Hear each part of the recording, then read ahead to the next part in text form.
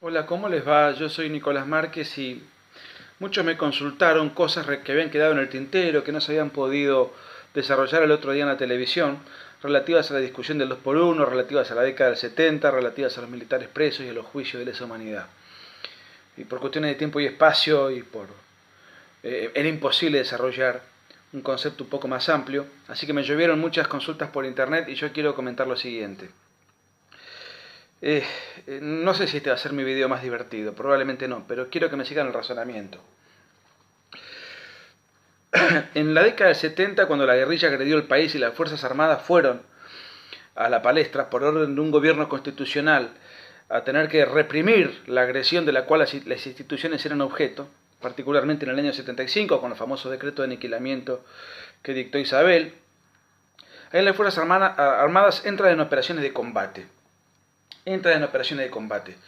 Fue una orden militar, porque la orden fue del jefe, del comandante jefe de las Fuerzas Armadas, que es el presidente de la nación, y la orden decía: hay que aniquilar el accionar de los elementos subversivos. Después aparecen los malabaristas de la lingüística diciendo que en realidad aniquilar no era aniquilar, sino que significaba, miren, fue una orden militar y conforme al reglamento de terminología castrense, aniquilar significa la eliminación física y o moral del enemigo, o sea, la eliminación física y o moral de los miembros del ERP, de montoneros, de todas las estructuras guerrilleras que estaban atentando contra el país y que eran apoyadas y capacitadas desde la dictadura de Fidel Castro en Cuba. Pasaron muchos años de ese conflicto, lo que se podría hablar es un montón, pero ¿por qué yo sostengo que los juicios contra los militares son ilegales? Por lo siguiente, miren. Primer punto. Argentina vivió una guerra interna y revolucionaria. ¿Quién dijo que Argentina vivió una guerra interna y revolucionaria? Bueno, lo dijo Perón, lo dijo Videla, lo dijo Firmenich, lo dijo Santucho y lo dijo Isabel. O sea, los principales actores políticos de la época, los más importantes de todos, no vacilaban ni coincidían, aún estando en las antípodas, que lo que se estaba viviendo era una guerra. Primer punto, un acuerdo. Si hay algo en lo cual estaban de acuerdo todos estos sectores antagónicos o enemigos, es que estaban viviendo una guerra. Desde el punto de vista historiográfico está más que acreditado. Ahora, desde el punto de vista propagandístico de la televisión panelística, esto no es así. Pero podemos citar una fuente a la cual la progresía suele abrevar con frecuencia, y es la justicia. Cuando se jugó la Junta de Comandantes en el juicio que hizo Alfonsín, que dictó Alfonsín en el año 85 y que se llevó a cabo en consecuencia, ese tribunal que integró Gil Lavedra, Lanián, Ledesma, en fin, ese tribunal ad hoc determinó que fue una guerra interna y revolucionaria. El fallo de ese tribunal y sus considerandos fue ratificado en todos sus términos por la Corte Suprema de Justicia de Alfonsín. O sea que si fue una guerra, así lo dijo la justicia argentina, hay que aplicar leyes de guerra. Si no se aplican leyes de guerra para jugar los hechos, se está sacando a los acusados, a los imputados, a los militares de sus jueces naturales, no los jueces de guerra, de los tribunales militares, sino que se los coloca ante jueces civiles, en donde además la legislación para juzgarlos es la legislación civil, no la legislación militar. Entonces, de tener una persona que sería un prisionero de guerra conforme a la legislación civil, conforme a la legislación militar, conforme a la legislación civil sería un secuestro o una privación ilegítima de la libertad. Entonces se cambian todos los paradigmas. Si fue una guerra o no fue una guerra, cambia la discusión, cambia el enfoque filosófico y por sobre todo cambia el enfoque jurídico. Fue una guerra. ¿Quién lo dijo? La justicia argentina. Fue una guerra en los hechos, pero también en el derecho. Lo dijo la Corte Suprema de Alfonsín. Primer punto. Segundo punto. Los guerrilleros y militares gozaron de muchas leyes de pacificación sucesivas. Por ejemplo, la primera ley que amnistiaba guerrilleros la dictó, fue un decreto seguido de una ley de amnistía convalidada por el Congreso a pleno durante el gobierno de Héctor Cámpora. Centenares de guerrilleros fueron liberados y exculpados, o por lo menos sin el alcance de la reacción penal estatal, en mayo del 73, por ejemplo. Luego, 10 años después, hubo otra amnistía de pacificación integral dictada por el general Viñone cuando era presidente de la Nación, que beneficiaba a militares y a guerrilleros. Las famosas leyes de autoamnistía, que se le llamó. Que no fue una autoamnistía, fue una amnistía general porque también beneficiaba a guerrilleros, no los que estaban en el exterior exiliados, sino los que estaban en el país. Después vino el juicio de la Junta Militar llevado a cabo por Alfonsín, que más allá de sus irregularidades, que podemos analizar en otro video, fue un paso para tratar de darle un marco jurídico a la situación, pero con una particularidad: a ninguno de los comandantes de ese juicio fue condenado por lesa humanidad. ¿Por qué ninguno fue condenado por lesa humanidad? Porque no existía el delito de lesa humanidad en el derecho argentino, porque no fue considerado un delito de lesa humanidad, porque fue considerado hechos de guerra. Fueron hechos de guerra y así fue considerado por la Corte, por el tribunal que jugó la Junta Militar, por la Cámara Federal y por la Corte Suprema de Alfonsín. Luego vinieron las leyes de pacificación, que fueron las leyes de obediencia de vida y punto final, que trataron de acotar todo el marco persecutorio, beneficiando a guerrilleros y militares al final del gobierno de Alfonsín. Luego vinieron los indultos de Menem, que beneficiaron a guerrilleros y a militares. Ya está. Todas estas leyes, estos juicios, estos indultos, fueron ratificados y confirmados en su institucionalidad y en su constitucionalidad por la Corte Suprema de Alfonsín, por la Corte Suprema de Carlos Menem, por la Corte Suprema de la Rúa. Eso además es cosa juzgada. Cuando viene Néstor Kirchner, necesita reimpulsar los juicios, tanto sea por venganza, porque necesitaba un relato, porque hizo un acuerdo con la extrema izquierda, por lo que fuere, no importa. Los juicios ya estaban cerrados. El problema estaba solucionado desde el punto de vista legal, institucional y constitucional, y el país estaba pacificado. Con tensiones, pero ningún país sale de una guerra civil sin tensiones. ¿Qué pasó? Para cambiar todo este andamiaje jurídico, Néstor Kirchner lo que hizo fue echar a 4 jueces de la Corte Suprema, hacer un golpe de Estado. La Corte Suprema tenía 7 jueces, echó 4, recuerdan los que vivimos y padecimos el latrocinio kirchnerista, nos acordamos de las presiones que padeció la Corte Suprema, hasta jueces que denunciaron públicamente haber sido atacados con balazos, otros fueron presionados mediante cadena nacional, extorsiones múltiples, los iban a derrocar a través del aparato del Poder Legislativo, entonces fueron obligados a renunciar, aunque más no sea, para conservar su jubilación. Sacaron 4 jueces sobre 7, o sea que pusieron 4. Ahí se armó la mayoría automática kirchnerista. Lo primero que se hizo fue, a través de un mamarracho jurídico, decir que esas leyes eran nulas, o sea que nunca existieron las leyes de pacificación, los indultos, etcétera, algo que no es atribuible a una Corte Suprema de Justicia, porque por un montón de razones, la Corte Suprema de Justicia puede declarar la nulidad de una ley por cuestiones de forma, de procedimiento, no porque no está de acuerdo con la ley. Y además, ¿cómo va a declarar la Corte Suprema de Justicia nula una ley que la misma Corte Suprema de Justicia antes se había declarado constitucional? Fíjense la parodia que estamos viviendo. A partir de ahí se empezó a perseguir a los militares. ¿Pero cómo? ¿No había cosa juzgada? ¿No había indultos? ¿No hay prescripción? No. Se determinó que aquellos fueron crímenes de lesa humanidad. ¿En qué se fundó que fueron crímenes de lesa humanidad? Se fundó en acuerdos, en tratados internacionales que se incorporaron al derecho argentino. ¿Cuándo se incorporaron al derecho argentino? Algunos se incorporaron en el año 94, durante el Pacto de Olivos, o sea, con la reforma constitucional del 94, se incorporan a la Constitución o se les da a esos acuerdos rango constitucional, y otros se incorporaron incluso después, durante el gobierno de la Rúa, como por ejemplo el Tratado de Roma.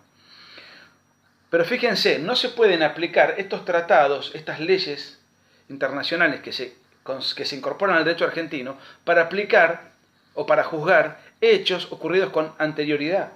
O sea, los tratados y cualquier ley tiene vigencia a partir del momento de que se incorpora al derecho argentino, no de manera retroactiva. Ahí hay otra irregularidad. Pero además, ¿por qué era tan importante decir que hubo crímenes de lesa humanidad? Porque el crimen de lesa humanidad es imprescriptible, inamnistiable, inindultable, etcétera, etcétera. Para derribar todo el andamiaje de leyes que forjaron una pacificación nacional y retrotraerlas. Independientemente de que es ilegal retrotraerlo, en la década del 70 no hubo crímenes de lesa humanidad, a mi juicio. ¿Por qué?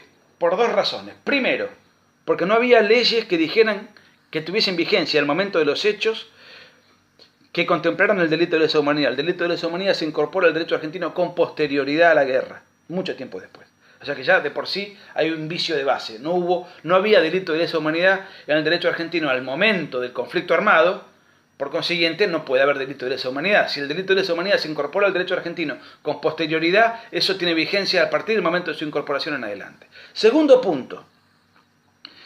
¿Qué es el delito de lesa humanidad? Es el ataque sistemático a una población civil. dice el artículo 7 del Tratado de Roma. Dice además el artículo 7 del Tratado de Roma que es el ataque sistemático a una población civil, sea que este ataque provenga desde el Estado o de una organización. Con lo cual queda claro, explícito, deliberado, ostensible, que la letra de la ley dice que el delito de lesa humanidad puede ser perpetrado por el Estado o por una organización ajena al Estado, por ejemplo, una organización terrorista. ¿Qué es una población civil? La población civil es la población desarmada y ajena a cualquier conflicto. Sin embargo, lo que hubo en la guerra antisubversiva fue un ataque sistemático y generalizado que firmó el gobierno de Isabel Perón a población combatiente, es decir, a ejércitos irregulares, a la subversión. Y eso fue lo que se hizo. Se hizo un ataque deliberado y sistemático contra elementos subversivos, montoneros, ERP y otras organizaciones de menor envergadura. Que ese ataque estuvo mal llevado, con irregularidades graves, con procedimientos inaceptables, con un montón de cosas que yo no convalido, no reivindico y que yo mismo me encargo de hostigar, de estar en desacuerdo.